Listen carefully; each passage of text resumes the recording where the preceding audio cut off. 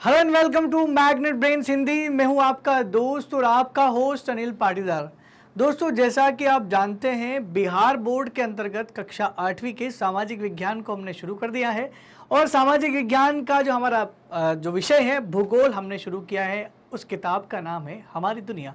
हमारी दुनिया के अंतर्गत अगर आप इकाई नंबर 3 ग देखोगे तो इकाई नंबर 3 ग का नाम आपको मिलेगा सूचना प्रौद्योगिकी उद्योग।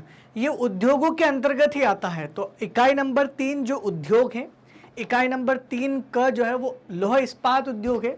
इकाई नंबर 3 ख जो है वो उसका नाम है वस्त्र उद्योग। और तीसरा जो बचता है इकाई नंबर 3 ग, उसका नाम है सूचना प्रौद्योगिकी उद्योग। इंफॉर्मेशन टेक्नोलॉजी क्या है, इसको समझने की कोशिश करते हैं और आज ये पढ़ेंगे हम लोग। देखिए, इसके लेक्चर डल चुके हैं, आप लेक्चर पूरा देख सकते हैं सूचना एवं प्रौद्योगिकी का।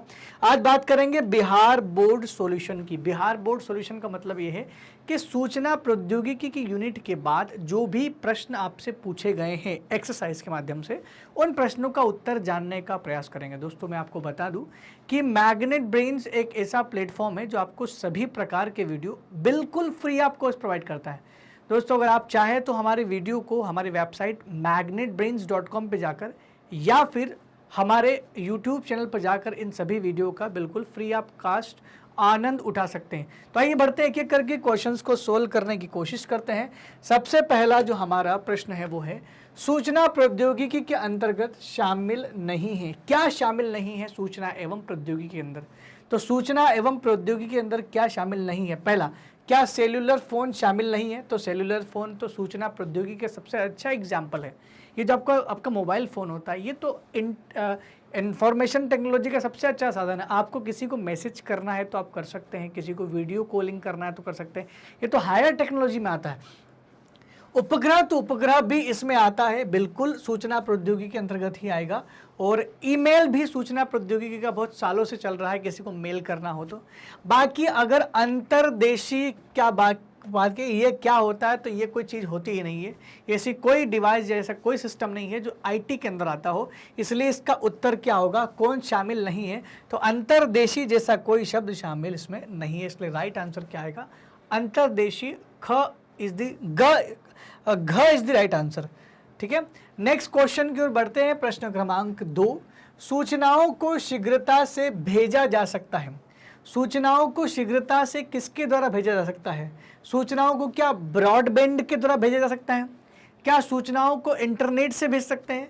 क्या सूचना भेजने के लिए ईमेल का इस्तेमाल किया जाता है, या उपर्युक्त तीनों जो है वो सही है? तो देखिए, ईमेल तो आपने सुना ही होगा, ईमेल का इस्तेमाल सूचना को भेजने के लिए सबसे शीघ्रता से किया जाता है।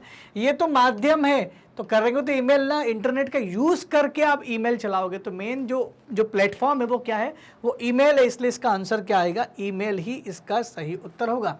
क्वेश्चन नंबर 3 की ओर बढ़ते हैं। भारत का सिलिकॉन वैली किसे कहते हैं?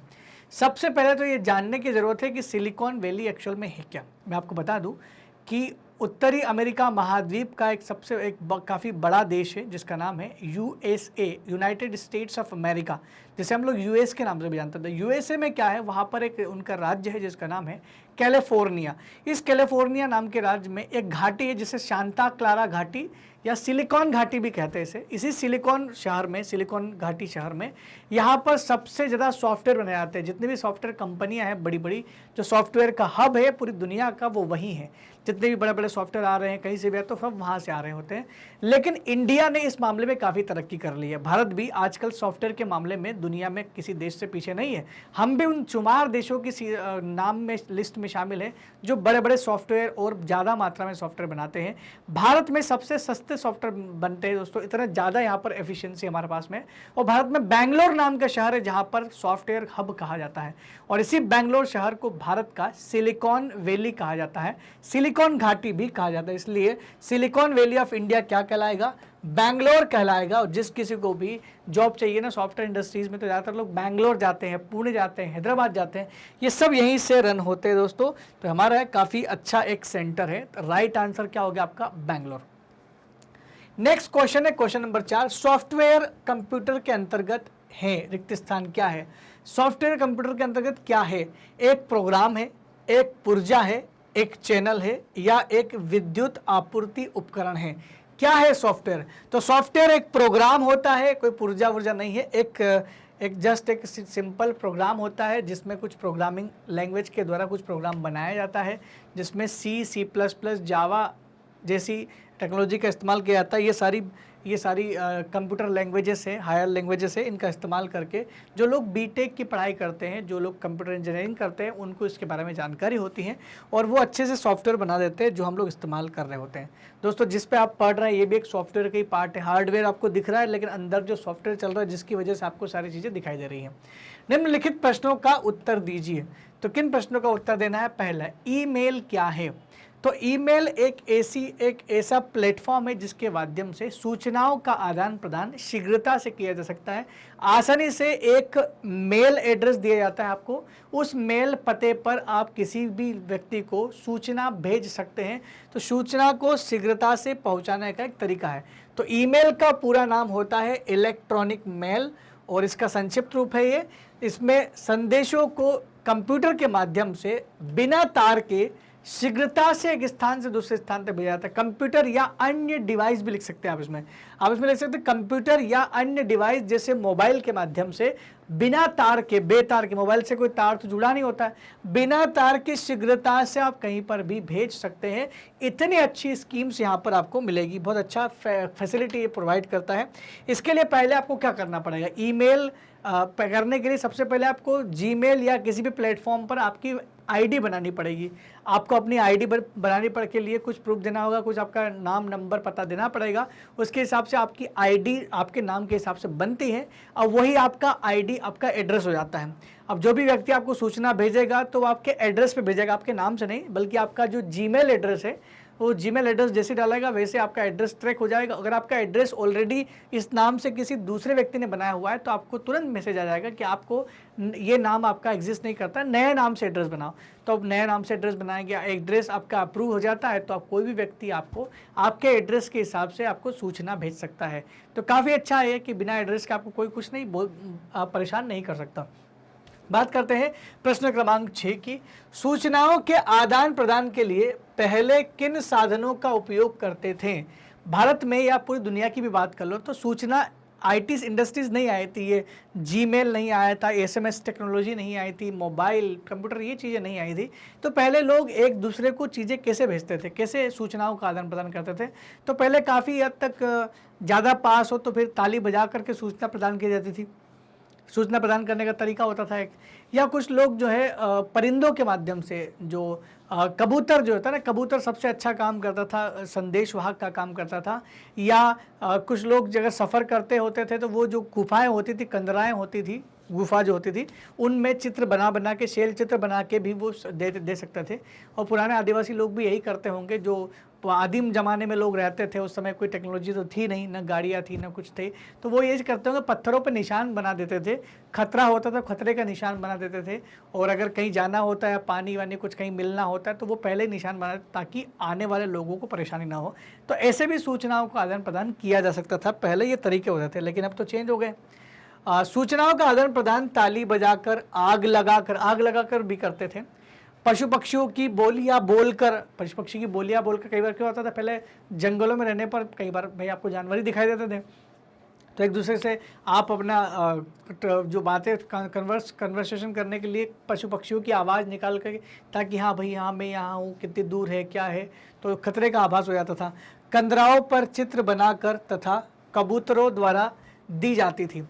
तो कबूतरों के द्वारा इस सूचना दी जाती थी। कंदराओं मतलब गुफाएं होती थी, उसमें चित्र बना के बताया जाता था कि भाई देखो इसका शिकार कर दिया है, ये जानवर है, जानवरों के चित्र बनाया जाता है कि ये जानवर यहाँ पर मौजूद है, कितने जानवर मौजूद थे उतने फोटो बना देते थे।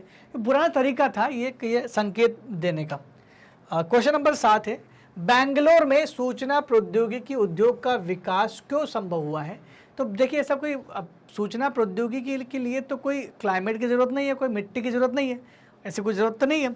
लेकिन सूचना प्रौद्योगिकी वहाँ इसलिए सेटअप हो क्योंकि वहाँ पर शोध किया गया और वहाँ के जो लोग हैं उन्होंने, जो शुरुआत में जिन लोगों ने काम किया, उन्होंने काफ़ी मेहनत की इस फील्ड में दोस्तों। और 24 घंटे की शिफ्टें वो लोग करते थे, इतनी मेहनत की जिसका नतीजा ये हुआ कि वहाँ पर हब डेवलप हो गया। बेंगलुरु सूचना प्रौद्योगिकी उद्योग का विकास इसलिए संभव हुआ क्योंकि सॉफ्टवेयर का विकास करने वाले विशेषज्ञों का दल 24 घंटे अलग अलग शिफ्टों में काम करते हैं, इतना काम करते हैं, दिन रात यही कहीं ना कहीं कुछ ना कुछ समस्याओं का समाधान करते रहते हैं, इसीलिए वहाँ पर ये हब डेवलप हो गया है एक तरह से। नेक्स्ट क्वेश्चन आपका, सॉफ्टवेयर पार्क वाले शहरों के नाम बताइए। तो कुछ सॉफ्टवेयर पार्क वाले शहर है, जैसे आपका बेंगलोर है, मुंबई है, दिल्ली है और कलकत्ता है, गुड़गांव है, ऐसे बहुत सारे शहर आपको मिल जाएंगे। जैसे बेंगलोर हो गया आपको 5-7 लिख देना है काफ़ी है। बेंगलोर, मुंबई, दिल्ली, हैदराबाद है, पुणे है और चेन्नई है, कलकत्ता है, कानपुर, लखनऊ, बेलापुर, गुड़गांव, कोच्चि, ये सब आपके सॉफ्टवेयर पार्क के शहरों के नाम है। इसको 2-3 बार याद रख करोगे तो रट जाएगा आपको। एक बार मैप बनाना इंडिया का, और मैप बनाने के बाद इसको रट लेना। तो जैसे बेंगलोर है, मुंबई, बेंगलोर कहाँ पड़ता है? बेंगलोर पड़ता है आपका कर्नाटक में, तो दिमाग में कर्नाटक आ जाएगा आपको। उसके बाद मुंबई जो है महाराष्ट्र में पड़ता है। दिल्ली तो दिल्ली में ही पड़ता है, वो तो बिल्कुल दिल्ली तो आपको सबको पता ही है। हैदराबाद की बात करें तो हैदराबाद जो है आज तेलंगाना में पड़ता है, तेलंगाना की कैपिटल है। पुणे जो है आपका महाराष्ट्र में पड़ता है। चेन्नई आपका तमिलनाडु की कैपिटल है। कलकत्ता आपका पश्चिम बंगाल की कैपिटल है। जैसे जैसे मैं नाम ले रहा होगा आपके दिमाग में एक, अगर आप वाकई में मैप को समझते होंगे तो आपके मैप में, दिमागी मैप में आपको चीज़ें क्लिक कर रही होगी। और कानपुर जो है ये उत्तर प्रदेश का आएगा, और लखनऊ जो है ये उत्तर प्रदेश में है। बेलापुर है, गुड़गांव है, ये चीज़ें गुड़गांव है, दिल्ली एनसीआर वगैरह में आता है। और कोच्चि जो है ये आपको मिलेगा केरला में। तो ये सारे शहर एक बार आप याद कर लोगे, मैप में ड्रॉ करना शुरू करोगे तो आप आसानी से इन चीज़ों को सीख सकते हो। नेक्स्ट बात करते हैं हम लोग क्वेश्चन नंबर 9 की, सूचना प्रौद्योगिकी ने जीवन शैली में क्या बदलाव लाया है। तो सूचना प्रौद्योगिकी से जीवन शैली में क्या बदलाव है? भाई सूचना प्रौद्योगिकी से जीवन शैली बहुत फास्ट हो चुकी है, और आज जितनी भी बड़ी बड़ी कंपनियां हैं हमको इतनी सारी चीज़ें प्रोवाइड कर रही है। जैसे फॉर एग्जांपल अब आपको किसी को, आप घर से निकले हो तो आपको कोई टेंशन लेने की जरूरत नहीं है। अगर आपके पास बटुआ नहीं है, पैसा नहीं है, कैश नहीं है तो टेंशन नहीं है, क्योंकि आपके पास में UPI पेमेंट वाला एक वॉलेट रखा हुआ है। आपके मोबाइल में ऐप डाउनलोडेड है जिससे आप किसी जगह दुकान पे स्कैन करके पैसे भेज सकते हैं। इमरजेंसी में फंस गए तो किसी से पैसे ट्रांसफ़र करवा सकते हो। मोबाइल है आपके पास तो किसी को भी इमरजेंसी में फ़ोन कर सकते हो। कितनी सारी सुविधा आपके पास में है। आप कहीं भी फंसे हो तो आप वहाँ से गूगल पे लोकेशन डाल के नेविगेट करके कहीं भी पहुँच सकते हो। तो कहीं ना कहीं जीवन तो काफ़ी आसान हुआ, लेकिन किसने किया होगा ये जीवन आसान? जो कंपनियां लगातार IT सेक्टर में काम कर रही है, उन्हीं कंपनियों ने हमारे इस जीवन को काफ़ी सुखमय बनाया है। सूचना प्रौद्योगिकी ने जीवन शैली में निम्नलिखित बदलाव लाए हैं, और निम्नलिखित बदलाव तो लाया है, जैसे हमारी चीज़ें आसान हो गई है, जीवन में सारे काम काज जो है, सारी समस्या समाधान हो गई है। जैसे हम लोग क्या क्या बदलाव लाए, तो बदलाव में जैसे आजकल हम लोग रेल की टिकट बुकिंग कर सकते हैं। रेल बुकिंग ये एक सुविधा हमको मिल गई है ना। और उसके अलावा बैंकिंग कर सकते हैं, आप बैंकिंग का कार्य कर सकते हैं।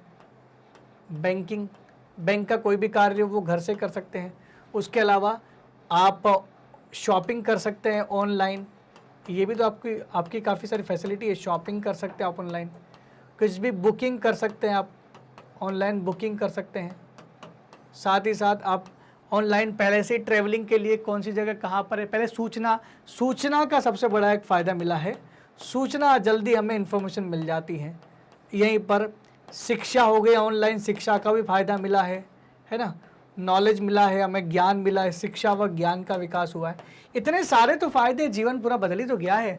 और गैर सरकारी क्षेत्र इसमें लगे हुए, जैसे Infosys, general electricals, Accenture, Wipro, TCS और माइक्रोसॉफ्ट, एप्पल जैसी कंपनियां भी सूचना प्रौद्योगिकी उद्योग के लिए काम कर रही हैं।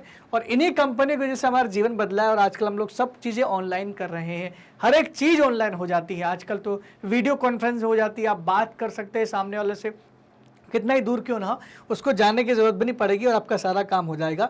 तो जीवन में जो बदलाव आया वो बदलाव कुछ इस तरीके से, इन बदलावों को लिख सकते हैं आप, और एक एक को एक्सप्लेन भी करेंगे ना कि आजकल हम लोग शॉपिंग कर सकते हैं। कुछ शॉपिंग एप्स के नाम लिख देना, कोई फ़र्क नहीं पड़ता। अगर आप फ्लिपकार्ट, मिंत्रा और ये अमेजोन और बहुत सारे शॉप वाले वेबसाइट उनके नाम भी लिखते हैं, तो कोई इशू नहीं है उसमें, आप लिख सकते हैं आसानी से, क्योंकि वो सेवाएं दे रहे हैं, सेवा प्रदाता कंपनी है।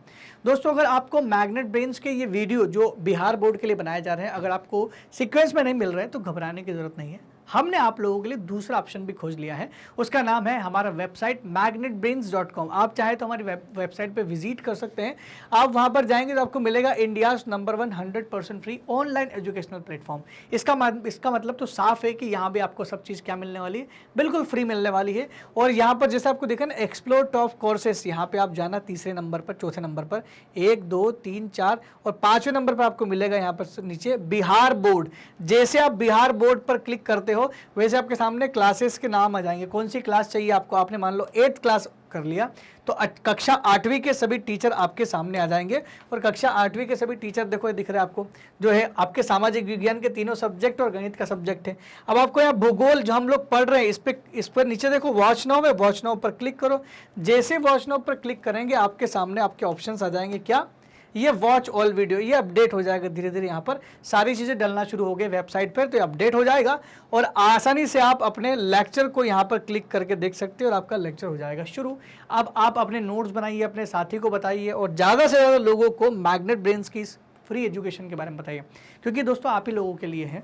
और मैग्नेट ब्रेन्स आप लोगों के लिए लेकर के आया है बिल्कुल 100% मुक्त शिक्षा, जो क्लास 8 से क्लास 12 तक के बिहार बोर्ड के सभी विद्यार्थियों के लिए दी जा रही है। दोस्तों अगर आपको हमारे लेक्चर अच्छे लग रहे हैं, हमारे वीडियो अच्छे लग रहे हैं तो कृपया कमेंट सेक्शन में लिख के जरूर बताएं। साथ ही साथ हमारे चैनल और हमारे वीडियो को लाइक, शेयर और सब्सक्राइब करना बिल्कुल भी ना भूलें। तब तक के लिए दोस्तों धन्यवाद, थैंक यू वेरी मच।